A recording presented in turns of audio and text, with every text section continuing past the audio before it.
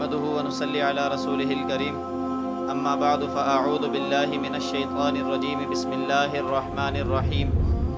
واذكروا إذ أنتم قليل مستضعفون في الأرض تخافون أن يتخطفكم الناس فآواكم وأيدكم بنصره ورزقكم من الطيبات لعلكم تشكرون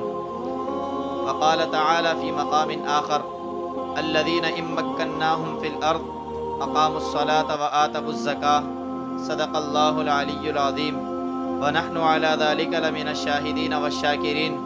والحمد للہ رب العالمین۔ میرے معزز سامعین، آپ تمام کے علم میں ہے کہ آج 14 اگست کے موقع پر اللہ رب العزت کی طرف سے ہمیں یہ ملک پاکستان بطور تحفے کے اللہ رب العزت کی طرف سے عطا ہوا۔ یہ بالکل بیعینی ہی اسی طریقے سے ہمیں ملا کہ جس طریقے سے نبی علیہ الصلاۃ والسلام کو اللہ رب العزت نے مدینۃ المنورہ کی ریاست عطا فرمائی تھی۔ اللہ رب العزت نے اس وقت ان لوگوں سے مخاطب ہو کے یہی بات ارشاد فرمائی کہ اللہ کے اس وقت کو تم یاد کرو کہ جب تم دنیا کے اندر کم تھے، کم تعداد میں تھے اور تم لوگ کمزور تھے اور تم لوگ اس بات سے ڈرتے تھے کہ لوگ تمہیں اچک لیں گے، ختم کر دیں گے، لیکن اللہ رب العزت نے تمہیں ٹھکانہ عطا فرما دیا۔ اللہ نے اپنی مدد میں سے، اپنی نصرت میں سے تمہاری مدد اور نصرت فرما دی، اور پھر اللہ رب العزت نے تمہیں نعمتوں سے مالا مال فرما دیا تاکہ تم اللہ کا شکر ادا کرو۔ یہ ملک پاکستان بھی ہمیں جب بر صغیر کے اندر مسلمانوں کو اقلیت قرار دیا گیا ہوا تھا، مسلمان اقلیت میں تھے، مسلمانوں کی اکثریت نہیں تھی، مسلمانوں کو اقلیت شمار کیا جاتا تھا، اس وقت کی جد و جہد، علماء اکرام کی جد و جہد، اور اسی طریقے سے ہمارے اس ملک پاکستان کی عظیم ہستیاں جس میں قائد اعظم محمد علی جناح اور اسی طریقے سے ان کے ساتھ جتنے قائدین تھے، ان تمام کے تمام نے یہ جد و جہد کی کہ ایک الگ ریاست مسلمانوں کی ہو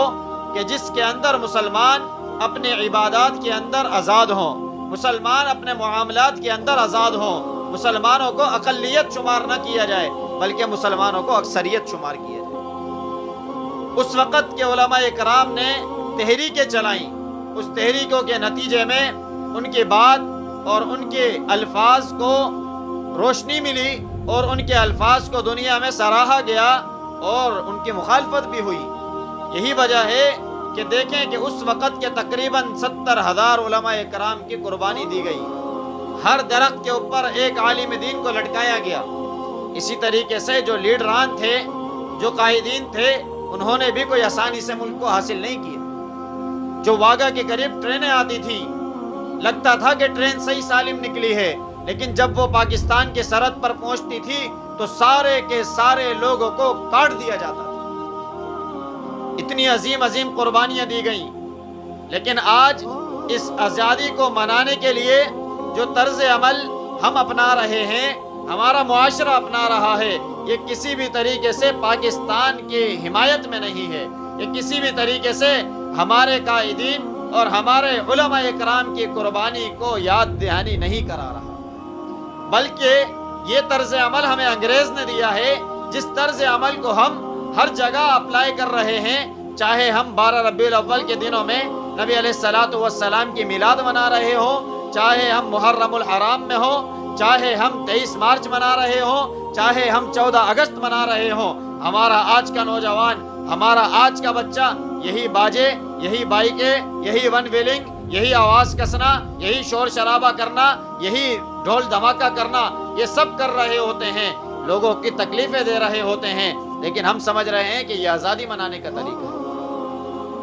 میرے عزیزو، یہ آزادی منانے کا طریقہ نہیں ہے۔ آزادی منانے کا طریقہ یہی ہے کہ ہم اس طرز عمل کو اپنائیں جو نبی علیہ الصلاۃ والسلام نے اور نبی علیہ الصلاۃ والسلام کے صحابہ نے اس مدینہ کی ریاست کو حاصل کرنے کے بعد اپنایا ہوا تھا۔ یہ ملک پاکستان جب ہمیں دیا گیا تو 14 اگست کی رات اور 13 اگست کی رات یہ جو رات کا میلاد تھا 14 اور 13 کا، اس وقت 27ویں شب تھی کہ اسلام کی ایک عظیم ترین رات، جس رات میں اللہ نے قرآن کریم ہمیں عطا فرمایا، جس رات میں اللہ رب العزت کی طرف سے ہماری طرف بہترین انعامات اللہ کی طرف سے آتے ہیں، اس رات کے اندر اللہ رب العزت نے اس ملک پاکستان کا اعلان کروایا۔ اعلان تو ہندوستان کا ہونا تھا،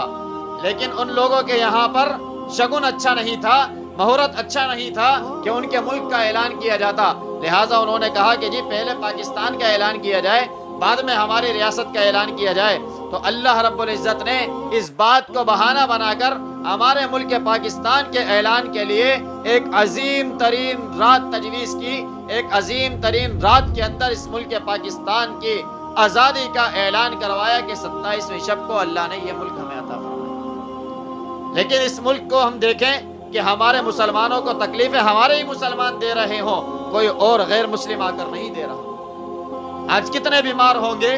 کتنے تکلیف میں ہوں گے، کتنے پریشانیوں میں ہوں گے، پھر روڈ جام کر دیا جائے آزادی کے نام پر، روڈوں کے اندر شور شرابے کیے جائیں، گلی محلوں کے اندر شور شرابے کیے جائیں، کوئی بیمار ہے، کوئی ہارٹ کا پیشنٹ ہے، کسی کو کسی طرح کی تکلیف ہے، تو مجھے بتائیں کہ یہ طرز عمل کیا ہمارا اچھا طرز عمل ہے؟ ہم آج اپنے بچوں کی تربیت ایسی تربیت کر رہے ہیں کہ آنے والے وقت میں یہ ہمارے لیے ہی مشکلات کا باعث بن جائے۔ ہم اپنے بچوں کی طرز عمل، بچوں کی تربیت قرآن اور سنت کے مطابق نہیں کریں گے تو کل ہمارے لیے بڑا مسئلہ بن جائے گی، اور اس دنیا میں بھی ہمارے لیے مسئلہ بنے گی، اور آخرت میں بھی ہمارے لیے پکڑ کا باعث بن جائے گی کہ دنیا کے اندر اگر بچوں کی اچھی تربیت کرتے ہیں تو بچے ہمارے لیے صدقہ جاریہ بنتے ہیں، آخرت کے اندر ہمیں جنت کے اندر بلند مقامات دلاتے ہیں۔ لیکن اگر بچوں کی تربیت ہم اچھی نہ کریں، جو بڑوں کے ادب نہ کریں، جو گالم گلوچ کریں، جو عجیب طرز عمل کو اپنا لیں، جو مسلمان کے طرز عمل کو چھوڑ کر کفر کے طرز عمل کو اپنائیں، تو مجھے بتائیں کہ پھر ہم کیا اس کی وجہ سے جنت میں جائیں گے؟ یہ ملک پاکستان جو آزاد کیا گیا تھا، یہ اسی لیے آزاد کیا گیا تھا کہ مسلمانوں کے عبادات کے اندر ان کو روکا ٹوکا نہ جائے۔ لیکن آج ہمارے اس اسلامی ملک کے اندر جس ملک کو ہم نے حاصل کیا کہ اس میں اسلام کا نظام قائم کریں گے، لیکن اسی ملک کے اندر ہم اسلام کے نظام کو قائم نہیں کرتے، اور اسلام کی بات کرنے والوں کو عجیب عجیب طرح طرح کے الفاظ کستے ہیں، اور ان لوگوں کا ساتھ بھی نہیں دیتے اور آوازیں اٹھاتے ہیں، جبکہ یہ ملک ہم نے حاصل ہی اس لیے کیا تھا کہ اسلام کے نظام کو اس میں نافذ کریں۔ ابھی حال ہی میں 10 محرم الحرام شہادت حسین رضی اللہ تعالی عنہ، شہادت نواز رسول صلی اللہ تعالی علیہ وسلم کس مقصد کے لیے تھی؟ وہ مقصد یہی تھا کہ تخت کے اوپر مسلمان تو بیٹھا تھا، لیکن تخت کے اوپر بیٹھنے والا مسلمان ہونے کے ساتھ اسلامی نظام کو پسند کرنے والا نہیں تھا۔ آج اگر ہم تخت کے اوپر مسلمانوں کو تو دیکھ رہے ہیں، لیکن وہ اسلام کے نظام کو پسند نہیں کرتے۔ اسلام کا نظام ہو تو یہ بہاولپور جامعہ اسلامیہ والا معاملہ نہ ہوتا۔ اگر اسلام کا نظام ہوتا تو ہماری بچی رضوانہ کے اوپر ایک جج کی بیوی تشدد نہ کرتی۔ اگر اسلام کا نظام ہوتا تو پھر یہ ٹرین حادثے کے اندر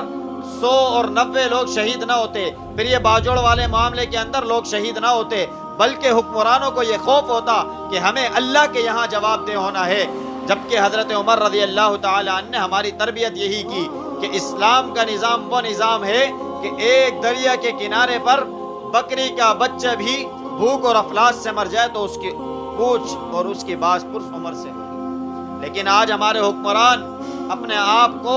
علیحدہ کر لیتے ہیں، بڑے بڑے معاملات سے نکال لیتے ہیں۔ میرے عزیزو، اس وطن عزیز میں ہم نے جتنے سال جیسے تیسے گزار لیے، لیکن آج سے اس عزم کر لیں، آج سے جد و جہد شروع کر دیں کہ اس ملک کے اندر جیسے تیسے آج تک ہم نے گزارا کیا، لیکن اب اس ملک کے اندر ایک لمحہ بھی اسلامی نظام کے بغیر ہم اپنے آپ کو نہیں پسند کریں گے، اور اس ملک کے اندر اسلامی نظام کے نفاذ کی جد و جہد کریں گے، اور اس کو تخت پر لا کر ہی چھوڑیں گے، اور اسلام کے ساتھ ساتھ مسلمان ہونے کے ساتھ ساتھ ہمارے مسلمانوں کے حکمران اسلامی نظام کو پسند کرنے والے ہوں، تاکہ اللہ رب العزت نے یہ جو ملک ہمیں کلمہ لا الہ الا اللہ محمد الرسول اللہ کی بنیاد پر دیا، اس ملک کے اندر یہ کلمے کا نظام ہم نافذ کر کے رہیں گے۔ اگر ہم اس ملک کے اندر اور وہ ملک کہ جو ملک اللہ نے مسلمانوں کی ریاست کے طور پر ہمیں دیا، مسلمانوں کو انعام کے طور پر دیا، اسی کے اندر ہم کلمہ نافذ نہ کر سکے تو اللہ کی بارگاہ میں ہم سب جواب دہ ہوں گے۔ اور اگر ہم نے بچوں کی تربیت نہیں کی، صحیح معنوں میں بچوں کو اسلام سے واقف نہیں کرایا، اسلام سے اپنے بچوں کو ناآشنا رکھا، تو ہمیں اللہ کی بارگاہ میں جواب دہ ہونا پڑے گا۔ اور اللہ رب العزت کی بارگاہ میں جواب دہ آسانی نہیں ہوگی، بلکہ وہاں کھڑا ہونا بھی ایک مسئلہ ہوگا، وہاں رک جانا بھی مسئلہ بن جائے گا۔ اور اسی طریقے سے ہمارے پاس آج یہ جو طرز عمل اپنایا ہوا ہے، اس طرز عمل کے لیے اپنے بچوں کی تربیت کریں، اپنے معاشرے کی تربیت کریں، جہاں تک ہو سکے ہر ممکن کوشش کریں کہ ہم اپنے نظام کو، اپنے معاملات کو اسلام کے نظام، قرآن اور سنت کے اصول کے مطابق بنائیں گے، تاکہ ہم اللہ کے یہاں سرخرو ہو سکیں۔ نبی علیہ الصلاۃ والسلام کل جب قیامت کے دن حوض کوثر پر موجود ہوں تو ہم اپنے نبی علیہ الصلاۃ والسلام سے جام کوثر خوشی خوشی پینے کے لیے جائیں، اور نبی علیہ الصلاۃ والسلام اپنے ہاتھ مبارک سے یہ جام کوثر ہمیں پلائیں، اور پھر نبی علیہ الصلاۃ والسلام ہم سے مل کر خوش ہوں۔ ایسا نہ ہو کہ کل ہم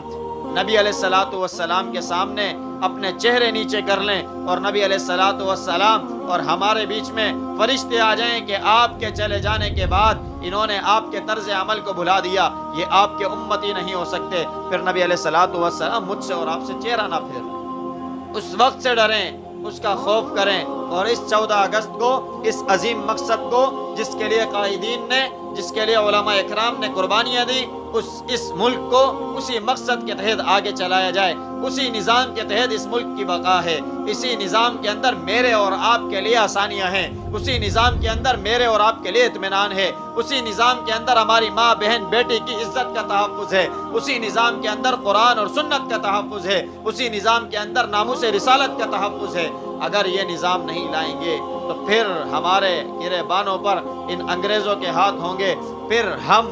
اللہ کے یہاں جواب دہ ہوں گے، پھر ہم جو ہے پکڑ کا باعث بن جائیں گے اور ہماری پکڑ ہو جائے گی، اور اس دن ہمارے پاس کوئی اور جواب نہیں ہوگا، بلکہ ہمارے لیے خسارہ ہی خسارہ ہوگا کہ اس دنیا میں بھی ہم قرآن اور سنت کے نظام کو چھوڑ کر خسرت دنیا، یعنی دنیا کا خسارہ حاصل کر چکے ہوں گے۔ جب اس دنیا کے اندر اسلامی نظام کا نفاذ نہیں کیا ہوگا تو آخرت کے اندر بھی ہمارے لیے پھر خسارہ ہی خسارہ ہوگا، گویا کہ خسرت دنیا والآخرہ، دنیا اور آخرت دونوں میں ہم خسارے میں چلے جائیں گے۔ دعا ہے کہ اللہ رب العزت خود ہمیں جد و جہد کرنے کی توفیق عطا فرمائے کہ ہم اس ملک کے اندر اسلامی نظام کا تحفظ کریں گے اور اسلامی نظام کے لیے جد و جہد کریں گے،